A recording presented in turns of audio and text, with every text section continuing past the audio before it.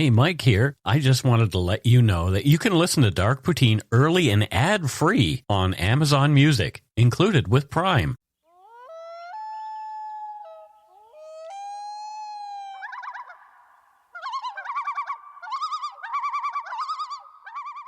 Welcome back to Dark Poutine. I am Mike Brown, and I see Matthew. I am here. You are here. By your side.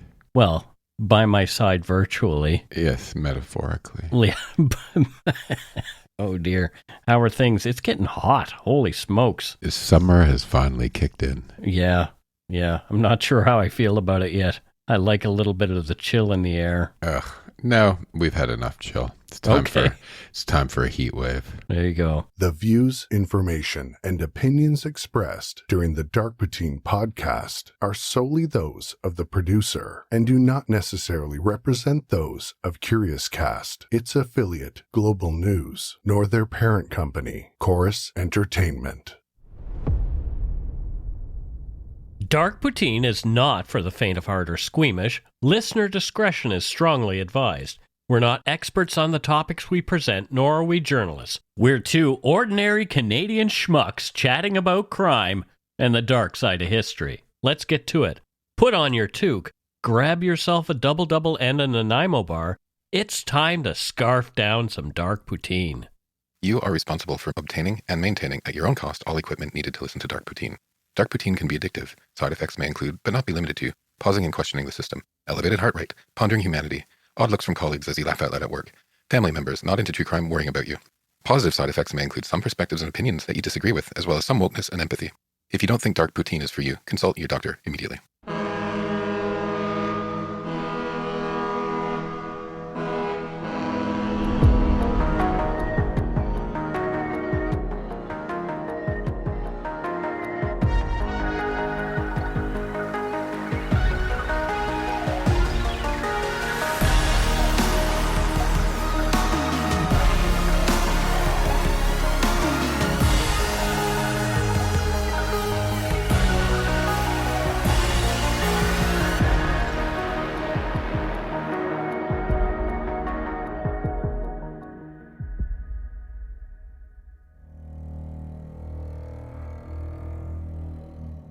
In the shadowy annals of North American crime, few names evoke as much dread as H. Holmes.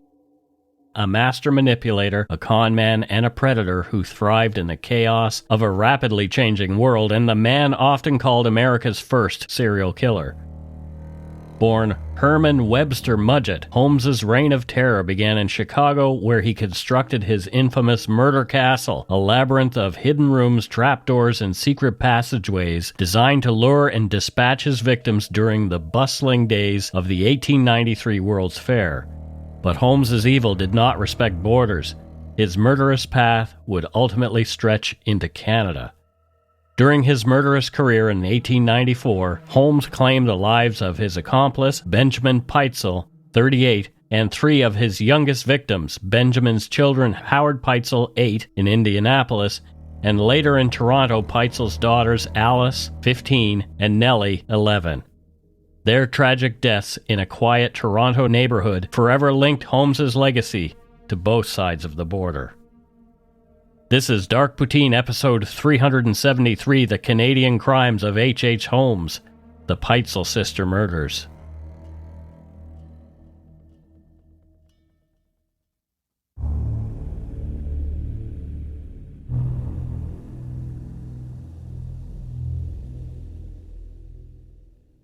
The late 19th century in North America was a period of breathtaking transformation.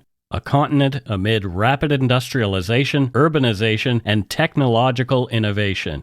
Railroads stitched together distant cities, factories belched smoke into the sky, and millions of immigrants arrived, chasing the promise of prosperity. The Gilded Age, as it came to be known, was an era of dazzling opportunity and stark inequality.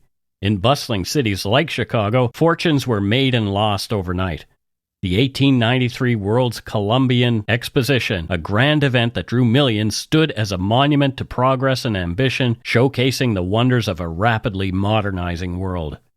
In this era, city skylines began to change, with steel-framed skyscrapers rising above the streets, symbols of both human ingenuity and the relentless drive for economic dominance. Electric lights illuminated avenues that had once been shrouded in gaslight and darkness. The telephone and telegraph shrank distances, allowing news and ideas to travel at unprecedented speeds. The clang of streetcars and the hum of machinery became the new soundtrack of daily life. Despite its progress, the Gilded Age was marked by stark contrasts. Tenement buildings overflowed with families struggling to survive, while blocks away the wealthy elite hosted lavish parties in opulent mansions. Child labor was commonplace, and labor strikes erupted as workers demanded fair wages and safer conditions. The influx of immigrants from Europe and Asia brought vibrant new cultures to North American cities, but also fueled tensions and nativist backlash. I guess the more things change, the more they stay the same. Right. We're kind of in a new gilded tech age, right? Yeah. Housing shortages, labor strikes, nativist backlash. It never changes, does it, Mike? No, it's interesting how immigrants are always to blame for all the world's woes. I mean, we're seeing it in California right now, some interesting developments as we're recording. Oh, I don't watch the news anymore. Yeah, but in this the same thing, people getting rich and everyone else struggling to get by, right? Yeah. Yeah. Look over here at the immigrants. Don't look at the billionaires filling their pockets. Don't do that. It's so funny.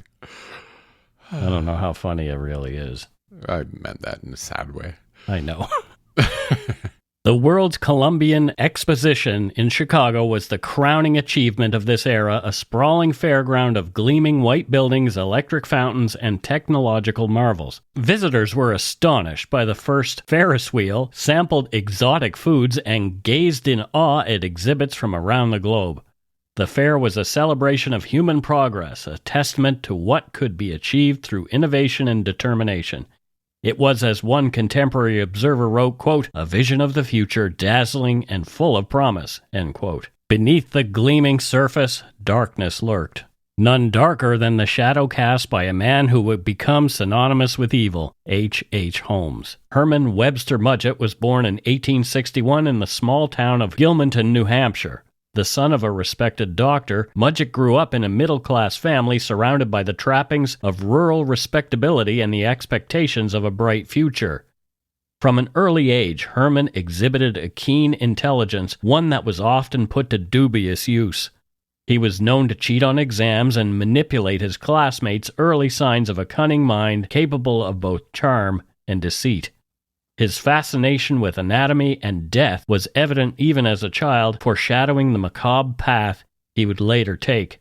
According to the true crime author Adam Selzer, quote, "Holmes's crimes were as audacious as they were brutal, exploiting the optimism and chaos of a rapidly changing city," end quote. Yeah, I was reading about anomy theory the other day. Mm-hmm. They're like two sociologists, Durkheim and Merton.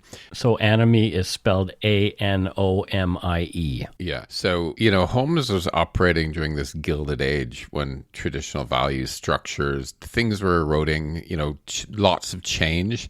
And anomy theory suggests that in times of chaotic gaps, crime becomes more likely because individuals seek shortcuts to success or react to their sense of normlessness. And I think in some ways, just as perpetrators then take advantage of these situations, right. Victims also are easier to find because it's difficult to understand the new world and the dangers that are there. Right. It's really fascinating how big social changes creates these gaps and opportunities for crime. Yeah, read more about that. It's A-N-O-M-I-E, the anomy theory. Mudgett's academic prowess ultimately led him to the University of Michigan Medical School, where he earned a medical degree. But even in this environment, his dark tendencies were apparent. He was rumored to have stolen cadavers from the university's laboratories, using them to stage gruesome insurance frauds by faking accidental deaths and collecting payouts. This early blending of medical knowledge and criminal enterprise set the stage for the horrors to come. After leaving New Hampshire, Herman Mudgett drifted through a series of jobs and failed ventures, leaving behind him a trail of unpaid debts and suspicious disappearances. Herman Webster Mudgett began using the name Dr. Henry Howard Holmes, H.H. Holmes, in 1886, shortly after arriving in Chicago. According to the historical records and biographers such as Adam Seltzer, Mudgett officially adopted the alias when he started working at a pharmacy on the city's south side. He used the name Holmes to reinvent himself, distance his new life from his troubled past, and facilitate his fraudulent schemes. By the early 1890s, Chicago had become the epitome of American ambition and excess. The Englewood neighborhood where Holmes settled was bustling with opportunity as the city prepared to host the 1893 World's Exposition, a World's Fair that would draw millions of visitors from around the globe. According to a paper by Jared Brown, Eric Hickey, and Blake Harris, the 1893 Chicago World's Fair Exposition highlighted some of the modern marvels of the time, including the Ferris wheel, dishwasher, and fluorescent light bulbs. The fairgrounds spanned 600 acres, had over 200 buildings, and it was reported that 26 million visitors attended in just 6 months. End quote. Holmes saw in Chicago both a stage and a hunting ground, a place where he could reinvent himself and pursue his darkest ambitions. And this guy was a genius at weaponizing reinvention. Right. Like, I've never seen a criminal so astute at doing this, right? Mm-hmm. He didn't just use the city. He kind of rewrote his own myth within it. He was hiding behind this optimism that was drawing millions to Chicago, right? And he's sort of like, I was thinking about, he's like the dark twin of the American dream. Mm-hmm. You know what I mean? Like the bad dark brother of the American dream. Yeah, if you want to read a really good book that puts the two of these things together, these crimes and that hope, the best thing is Eric Larson's Devil in the White City. Okay. It is really, really, really a great read, and it's going to be the basis of an upcoming movie on this case. This guy is just bonkers what he did. It really is, yeah. Holmes quickly established himself as a respectable businessman, opening a pharmacy on the corner of South Wallace Avenue and 63rd Street. But the pharmacy was merely a front for his true intentions. With the profits from his legitimate business, Holmes began construction on a massive 3-story building across the street, a structure that would come to be known as the Murder Castle. The building's design was unlike anything the city had ever seen. Holmes hired and fired a succession of contractors, ensuring that no one but himself understood the full layout or purpose of the structure. The result was a labyrinthine edifice filled with secret rooms, soundproof chambers, trapdoors, and hidden staircases, allowing Holmes to asphyxiate victims at will, while the basement was outfitted for the disposal of bodies, complete with a crematorium, acid vats, and a dissecting table. So this is not improvised evil. This is like total engineering, right? It's like he's engineered this entire thing in order to kill people, right? And this murder castle was like a body count machine, right? The real horror behind all of this really is that he had no crimes of passion. They were all premeditated, right down to the architecture of a building. Yeah, there's no story like this. No, there's definitely not. There is definitely not. And I don't know how much of it is hyperbole because of, the time that these things were reported. However, there is a lot of really interesting fact around this case. There's tons of fact, and you have a photo of the castle right there. Right? Yeah. The 1893 World's Fair drew an estimated 27 million visitors over its 6-month run. Hotels and boarding houses were filled to capacity, and the city's streets teemed with strangers, many of them young women seeking work or adventure. Holmes capitalized on the chaos, advertising his hotel as a safe and affordable place to stay, but for many guests, the murder castle would become a tomb. The sheer volume of visitors allowed Holmes to operate with near impunity. Missing persons reports were lost in the shuffle, and the transient nature of the fair's population made it difficult for authorities to connect the dots. Holmes's criminal activities were not limited to murder. He orchestrated elaborate insurance scams, selling fake policies, and collecting payouts on the lives of his victims. He sold counterfeit medicines and elixirs, preying on the hopes and fears of a public eager for miracle cures. His manipulation of employees and romantic partners was relentless. He would promise marriage or partnership only to betray and dispose of those who threatened to expose him. The murder castle itself became a tool for these schemes, with its hidden rooms and secret passages, allowing Holmes to move undetected and dispose of evidence with chilling efficiency. Among Holmes's many accomplices and victims, one name stands out: Benjamin Pitezel. Benjamin Freelon Pitezel was born in 1856 in Chicago, Illinois, into a world of rapid change and opportunity. From an early age, Benjamin's life was marked by both promise and hardship, a pattern that would repeat itself throughout his years. He grew up in the Midwest, where he learned the value of hard work and developed skills as a carpenter and inventor. According to Detective Frank Geyer, who would later become intimately familiar with the Pitezel family's tragic story, Benjamin was, quote, a man of considerable mechanical ingenuity, always dreaming up new ways to improve the world around him, end quote.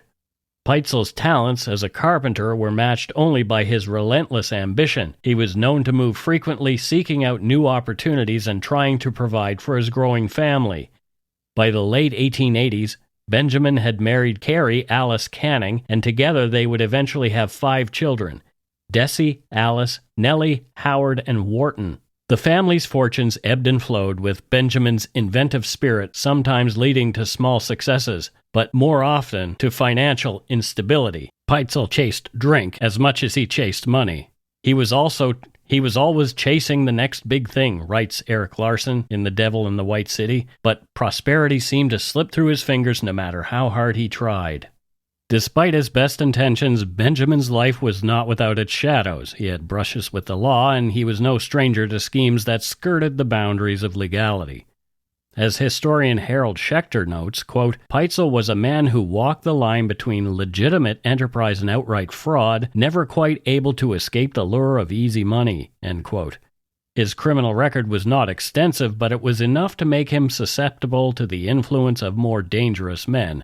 It was this combination of mechanical skill, ambition, and vulnerability that would ultimately draw Benjamin Pitezel into the orbit of H. Holmes. In 1889, while exhibiting a coal bin of his own invention in Chicago's Chemical Bank building, Pitezel met H. Holmes. Holmes quickly recognized in Benjamin a useful accomplice, someone with practical skills, a need for money, and a willingness to bend the rules. The two men formed a partnership that initially appeared mutually beneficial.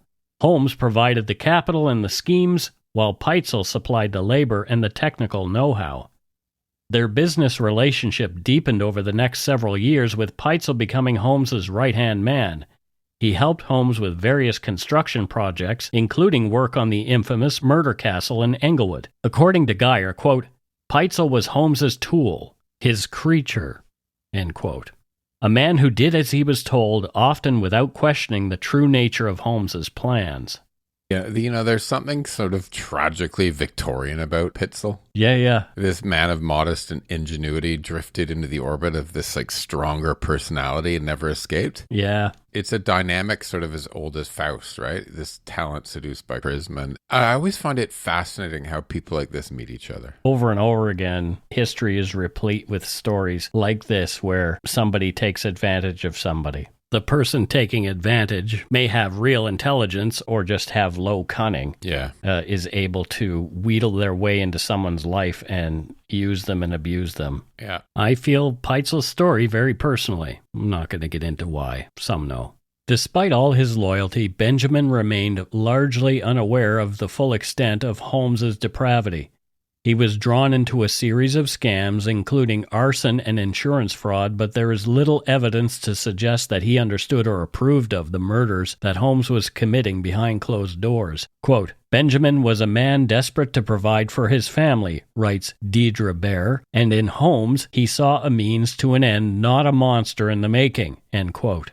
Benjamin Pitezel's life up to his fateful meeting with Holmes was one of striving and struggle, marked by a persistent hope for a better future. He was, as Eric Larson describes, quote, a dreamer and a drifter, a man whose reach always exceeded his grasp, end quote. In the sweltering summer of 1894, H. Holmes faced his first brush with institutional justice.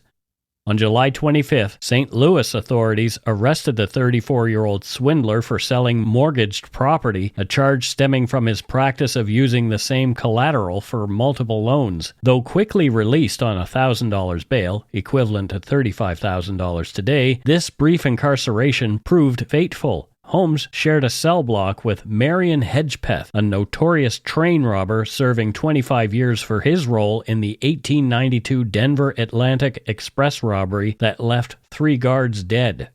During their jailhouse conversations, Holmes revealed an audacious scheme to the career criminal. He planned to purchase a $10,000 life insurance policy, fake his own death using a cadaver substitute, then split the payout with Hedgepeth. Quote, "You'll get the $500 for connecting me with a lawyer who won't ask any questions," Holmes promised, according to Hedgepeth's later testimony to St. Louis Police Chief Harrigan. The outlaw directed him to 28-year-old Jephthah D. Howe, an ambitious attorney with political aspirations and a reputation for handling, quote, special cases. The fact that Holmes is refining murder plots while chatting with career criminals in jail tells you everything about how transactional his worldview was. Even in prison, it wasn't punishment. He was networking, right? This guy's insane. Yeah, it was a big business for him. There was zero humanity. Yeah. Learning from his mistakes, in August, H.H. Holmes, already infamous for his criminal cunning, set in motion a scheme that would culminate in the murder of Benjamin Pitezel and, in the weeks that followed, the deaths of 3 of Pitezel's children, Howard, Alice, and Nellie. Holmes' plot began under the guise of insurance fraud, but quickly descended into a series of cold-blooded killings that shocked even seasoned detectives of the era. More after a quick break.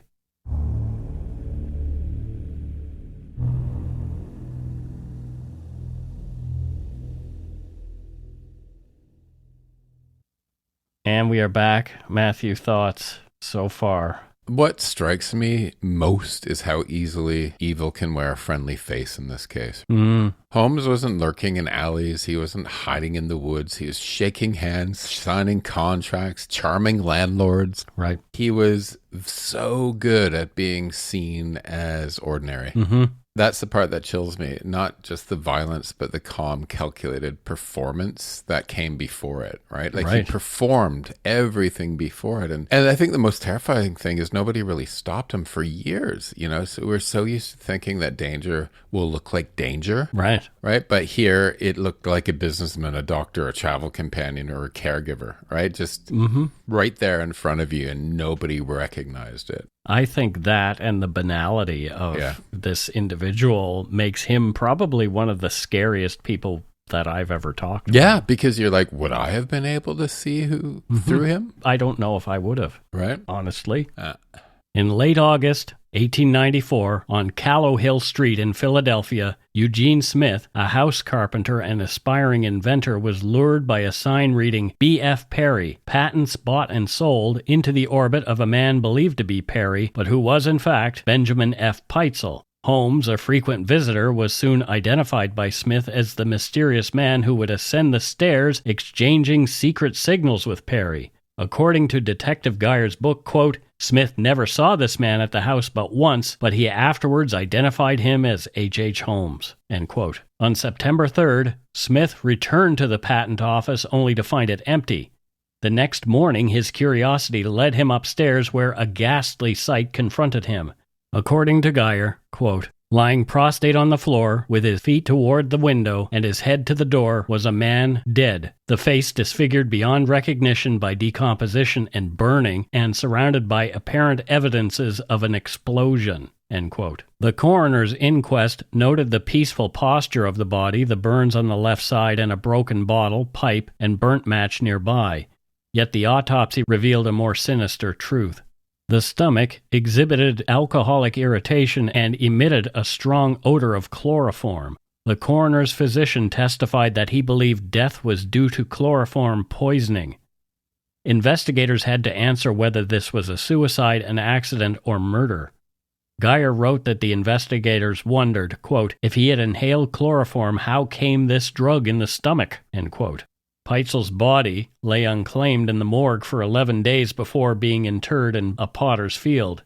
It was then that Jephthah D. Howe, a St. Louis attorney, wrote to the coroner and officers of the Fidelity Mutual Life Association asserting that the dead man was indeed Benjamin F. Pitezel, insured for $10,000, and that his wife Carrie was the beneficiary. Holmes, ever the master of duplicity, inserted himself into the process, writing to the insurance company from various cities, feigning ignorance and offering to help identify the body. His letters, quoted by Geyer, are masterpieces of calculated deceit. Quote, I am in receipt of a letter from my wife stating that you called on her in regard to Mr. Pitezel. I do not know who did this dental work, though I do not think he took very good care of his teeth and may have had none done. End quote. Holmes's manipulation extended to the identification itself. Geyer wrote that at the exhumation, Holmes took charge, quote, pulled off his coat, rolled up his sleeves, took a surgeon's knife from his pocket, put on the rubber gloves and turned the body over, cut away the garments, washed off the skin at the back of the neck, and pointed out the wart, which he removed. He also showed the cut on the leg and the bruised nail of the thumb, which he also removed, and handing them to the coroner's physician, he requested that he preserve them in alcohol. End quote. Alice Pitezel, only 14, was brought to identify the teeth. Quote, she was led sobbing to the table, and after looking at the teeth, said they appeared to be like her papa's. End quote. The insurance was paid out, $9,715.85 to Mrs. Pitezel, with Holmes and Howe taking their shares, leaving Carrie with just $500. Carrie had been aware of her husband Benjamin's involvement in a plan with Holmes to fake his own death to collect $10,000 in a life insurance payout. Holmes, however, convinced her that Benjamin would play dead so they could claim the money, assuring her that it was merely a ruse that her husband would soon be safely reunited with the family. Holmes never revealed that Benjamin had been murdered. Instead, he maintained the illusion that Benjamin was alive and in hiding, supposedly in Canada, and that the children would soon be reunited with him. Holmes told Carrie that the family's safety depended on keeping up the charade. So I watched this movie the other day called Greedy People. Have you seen it? No, I have not. Okay. So it's kind of like Fargo meets Knives Out. Okay. And it's a brilliant film, and a spoiler alert here.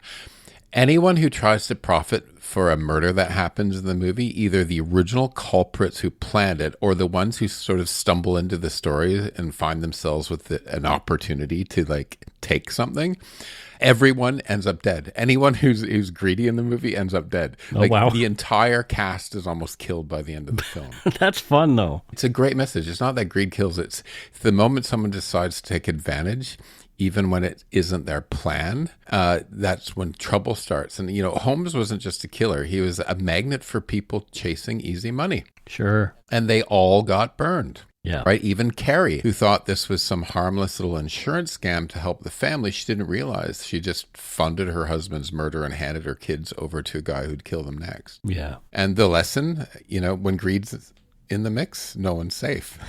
Right?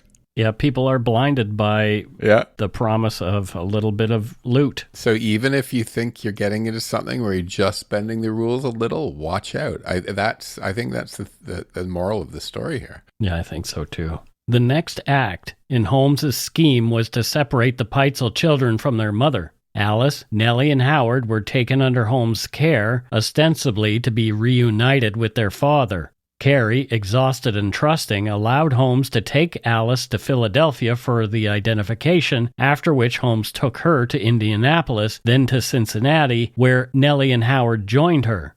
Holmes told Mrs. Pitezel that the children were safe with a, quote, widow, a nice woman, end quote, but she would never see them alive again.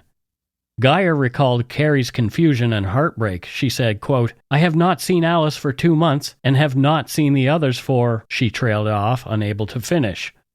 She received what would be the final word from her daughters. Quote, they said they were well and the woman was real good to them. Said she was an awful kind lady, that they would like to see Mama and wanted to know how the baby was if it could talk yet and how Grandma and Grandpa were. And they hoped they would see Mama soon, end quote. Holmes moved the children from city to city, spinning tales and keeping them isolated, always one step ahead of suspicion. Howard, the youngest, was described as restless and increasingly difficult for Holmes to manage. He missed his family desperately, and his confusion and anxiety grew with each new city and each new life. According to later confessions and investigative findings, Holmes decided that Howard's presence was no longer convenient. Quote, "It seems that Howard, the youngest of the three Pitezels in that group, was too much for Holmes to handle," one account notes. He, of course, missed his parents and had been continually left alone with his sisters in strange places before being moved along to the next room. Holmes apparently decided to murder Howard first because the boy annoyed him. End quote. On October 10th, 1894, Howard Pitel, just 8 years old, found himself in the unfamiliar confines of a small rented cottage on the 5800 block of Julian Avenue in the Irvington neighborhood of Indianapolis, Indiana. The boy had been separated from his sisters Alice and Nellie, who were left in a hotel room downtown while Holmes took Howard for his nefarious business. Holmes rented the cottage from Dr. J.L. Thompson, a respected local physician, under the pretense of a brief layover on the family's supposed journey to Canada. To the neighbors, Holmes was just another traveler passing through, but inside the cottage he was orchestrating a scene of horror that would only come to light months later.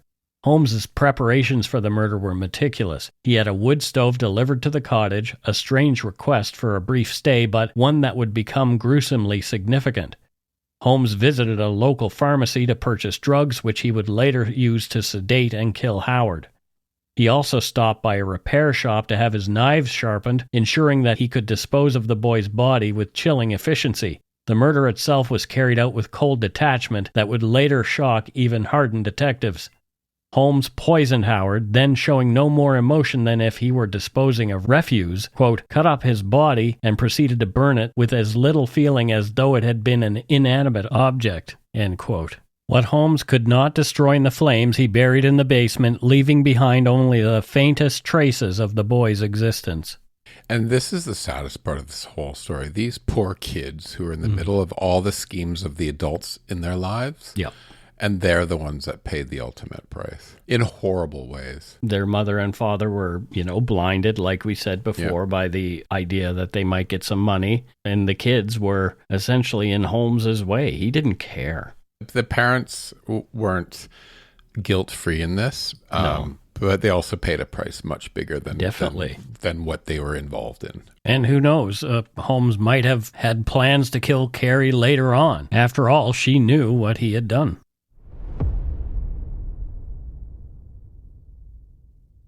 With the dead boy and his remains reduced to ash and bone fragments, Holmes returned to collect Alice and Nellie, moving them on to the next city and the next phase of his deadly scheme.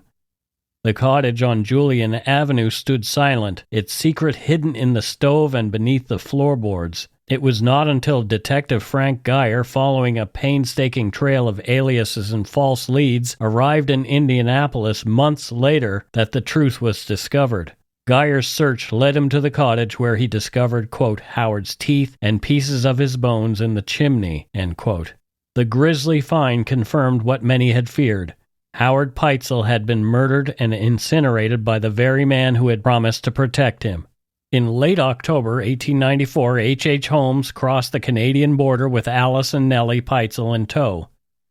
The two-story cottage Holmes rented in Toronto at 16 St. Vincent Street, a narrow lane near today's Bay and Grenville Street, stood set back from the road, its white clapboard walls and gabled roof projecting middle-class respectability.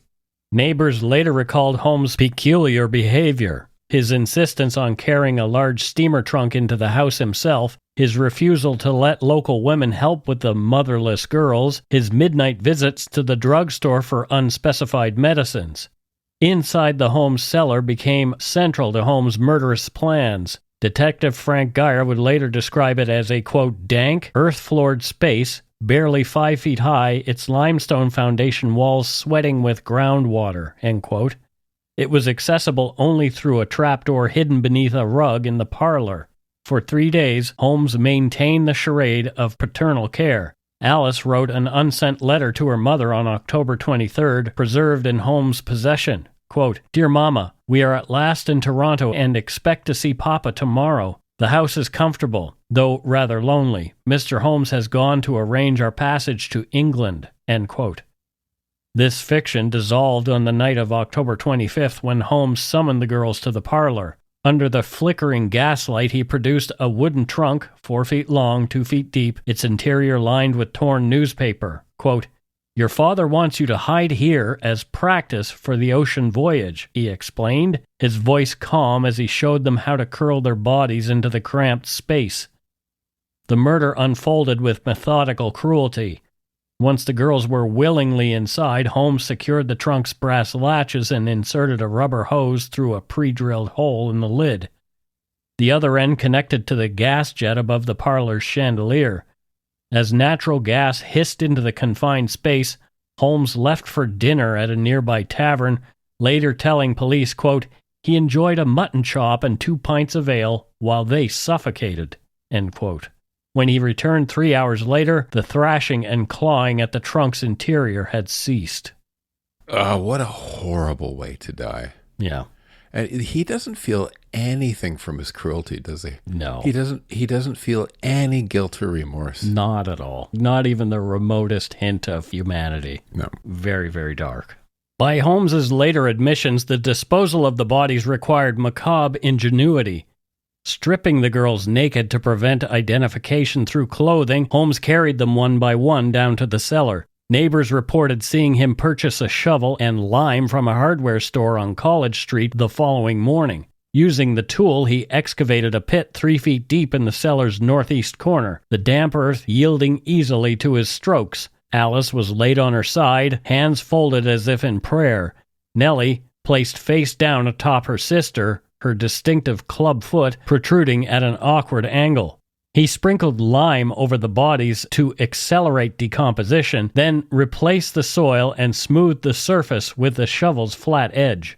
Fun fact. Okay. Contrary to popular belief, lime doesn't necessarily accelerate decomposition. Mm-hmm. In fact, quicklime can slow it down by creating a protective crust on the body. Right. And if moisture is present, like in a damp Toronto cellar, right, it can preserve the soft tissue by drawing it out and essentially mummifying it. So Holmes might thought he had been getting rid of the bodies, but ironically, he might have been preserving some evidence there. Lime also apparently helps with the smell. He was quite studied in chemistry, so he probably knew that, but also knew that it would hide his crime for a little longer. Maybe it was a smell thing. Yeah, maybe.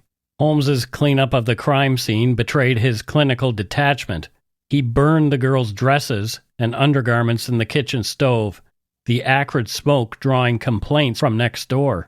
The murder trunk was dismantled and its parts scattered across Toronto, the metal fittings dumped in Lake Ontario, the wooden panels fed into a sawmill's furnace. The killer's exit from Canada mirrored his entry, swift and unchallenged. On October 28th, he boarded a train to Montreal, then later back into the States.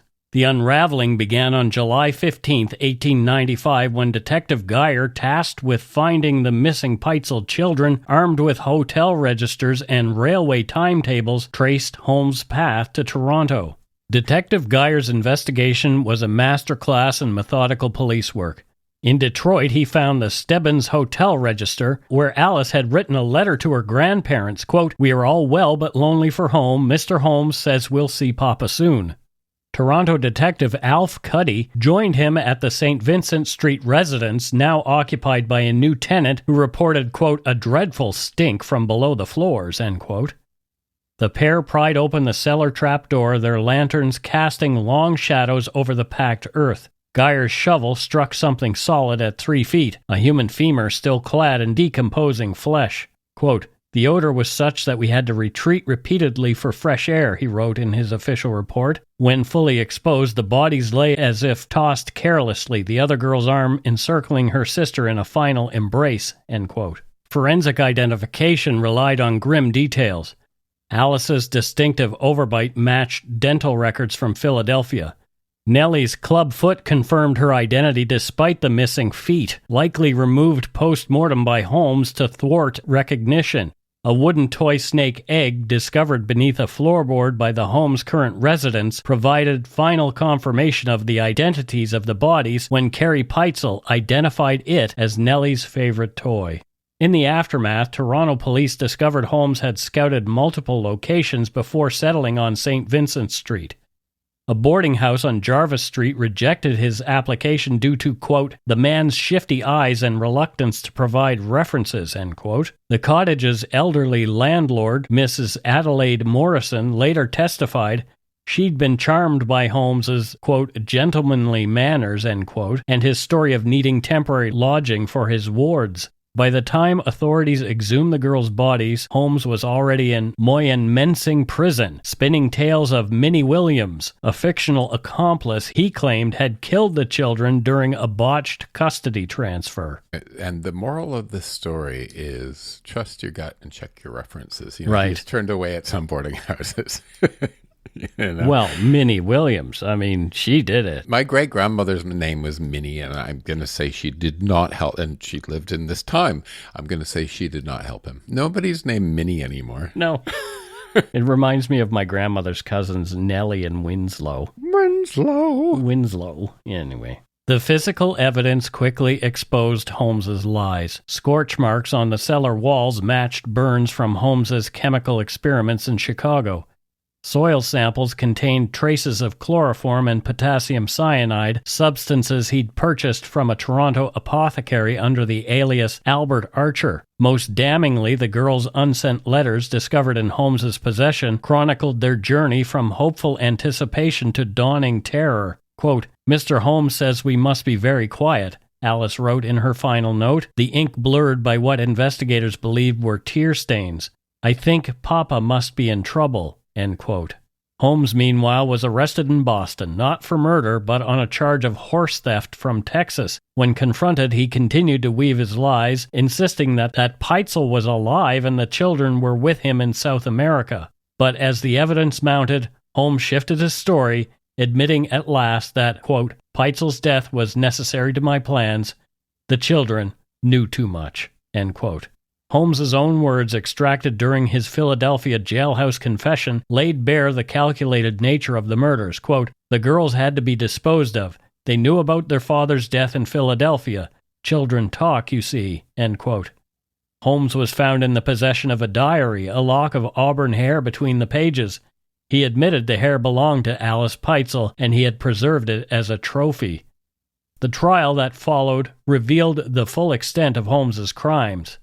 District Attorney George S. Graham, in his closing argument, captured the horror. Quote, this was not passion but business. A human life extinguished for less than $10,000, children slaughtered to protect an investment, end quote. The jury found Holmes guilty, and he was sentenced to death. Holmes's execution in May 1896 brought an end to the career of America's first documented killer. The myth around him, though, remained. Some people speculated Holmes again had substituted a cadaver for his own and had faked his own death. That was quickly debunked by the authorities. The investigation into his crimes pioneered forensic techniques. Dental identification, chemical analysis of tissue, and psychological profiling that would become standard in future cases. The Holmes-Pitezel case left an indelible mark on American criminal history. The insurance company, stung by the ease with which Holmes had exploited their procedures, implemented new safeguards. Detective Geyer's memoir became a touchstone for law enforcement, emphasizing the importance of tracing every lead, no matter how small. But for the Pitezel family, the legacy was one of unimaginable loss. Carrie Pitezel, once hopeful that her husband and children would be reunited, was left with only grief and the bitter knowledge of Holmes's betrayal. As Geyer reflected, quote, her punishment, however, has been severe, much more dreadful than any that could have been inflicted by the law, and while some may condemn her, many will not hesitate to pity one who now carries with her such a weight of woe, end quote. Indeed. She had to live with the consequences of going along with a little insurance fraud, right? Mm-hmm. And that was the death of her family. Right. And I think that's more than enough punishment. I don't know how she went on. How would you go on after this? That's a good question. I mean, it's kind of one of those things where you're just, that your involvement in the situation ended up with your children passing away. Yeah. That has to be horrific. It has to be horrific knowledge. Your husband and your children, right? Yeah. The full extent of Holmes's other crimes is unknown. The number of his confirmed victims was 9. However, many believe he was responsible for dozens, perhaps even hundreds of murders. Detective Frank Geyer later described the Chicago murder castle as, quote, a labyrinth of horrors designed to confuse and trap victims with secret passages, soundproof rooms, and gas lines installed to kill, end quote. The building's design was a physical manifestation of Holmes's twisted psyche, a place where trust was betrayed, innocence destroyed, and evil reigned unchecked. Holmes's ability to evade detection for so long was due in part to his mastery of manipulation. He presented himself as a pillar of the community, a successful businessman and devoted husband. But behind the mask, he was a predator, exploiting the hopes and dreams of those around him for his gain. His crimes were not the result of impulse or madness, but rather the product of careful planning and cold calculation. Quote, Holmes's ability to manipulate and deceive those around him, combined with his cold-blooded nature, allowed him to prey on vulnerable individuals, particularly young women, during the chaotic period surrounding the 1893 World's Fair, Deidre Bear wrote.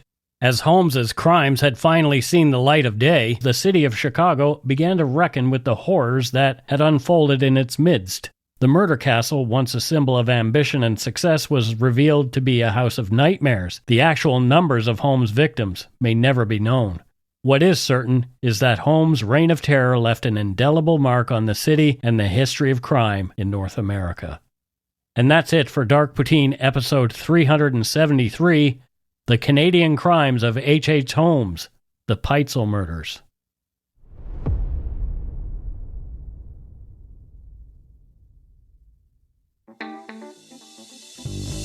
That's right, it's time for voicemails. You can leave us a message at 1-877-327-5786 or 1-877-DARK-PTN. We'd love to hear from you. Let's see who called us this week. And we don't have any voicemails because none of you love us enough to call us. You don't bring me flowers. You don't sing me love songs anymore. You don't send me voicemails. Oh, what a shame. I really like hearing from our listeners, and they're just catching up. They'll start calling in soon. They friggin' well better, because, you know, we do like to hear from you, and we'll be sad if we don't have more listener voicemails. Maybe we should go back in time and start playing old voicemails, and people will go, I've heard that one before. Yeah, just for fun. Just for fun. No, I would rather not do that, because that would involve me having to dig through my files, which, you know. Anywho, that's it for this week's voicemails. Again, you can leave us one at 1-877-327-5786 or 1-877-DARK-PTN. We'd love to hear from you, even if it is just to say hi and to tell us to go shit in our hats. If you're stumped for what to chat with us about, a quick story is welcome. We do have a new patron this week. And that person just goes by Amen. Amen. Like amen, like as in the thing that you say at the end of a prayer. Amen. So amen. Thank you for your patronage. Where does Amen live?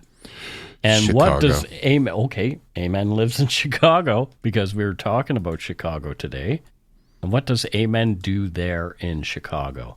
Runs a hotel on the site of the Old World's Fair. Runs a hotel on the site of the Old World's Fair. So we should probably look into that person, as, you know, maybe they're doing something nefarious in this hotel.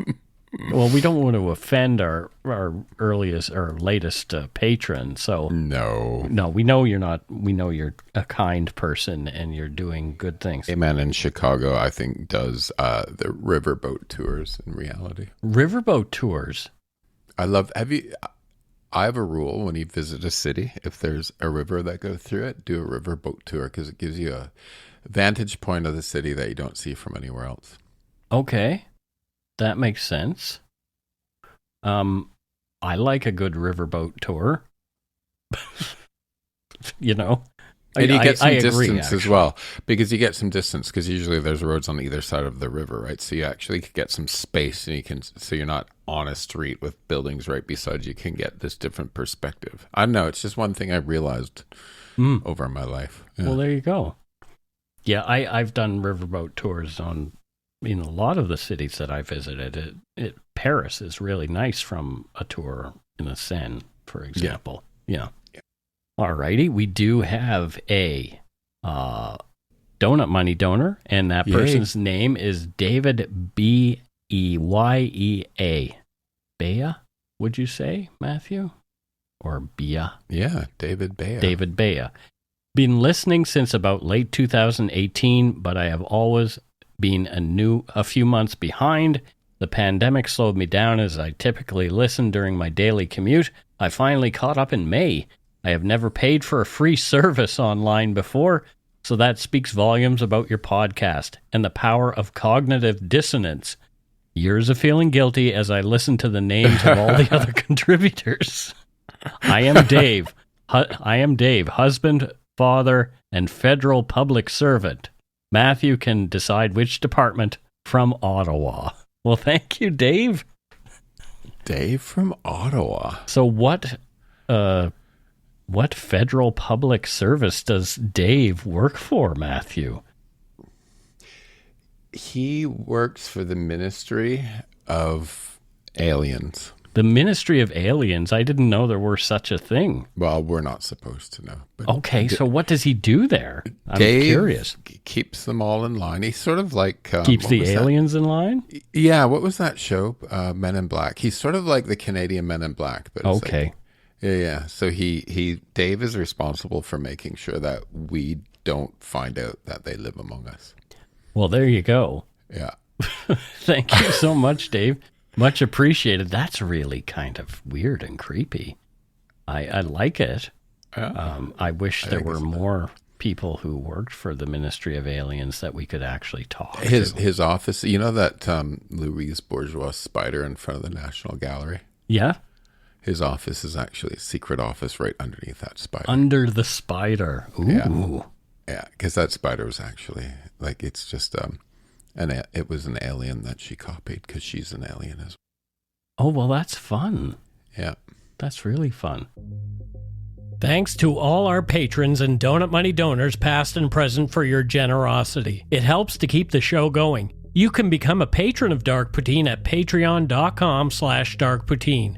For a one-time donation, you can send us donut money via PayPal or interact using our email address, darkpoutinepodcast@gmail.com. If you don't already subscribe to the show, it would mean a lot if you did. You can easily find Dark Poutine on Apple Podcasts, Spotify, or wherever you listen to your favorite shows. If you haven't gotten yours yet, my 2 books are available to order via links on the Dark Poutine website or anywhere fine books are sold. And speaking of darkpoutine.com, check it out for show notes and other cool stuff. We'd appreciate it if you gave Dark Poutine a like or a follow on Facebook and Instagram. Most importantly, thank you for listening. Tell your friends about us. Word of mouth is a powerful thing. Alrighty. And that is it for this episode of Dark Poutine. So until next time, don't forget to be a good egg and not a bad apple. Bye, everybody. Bye.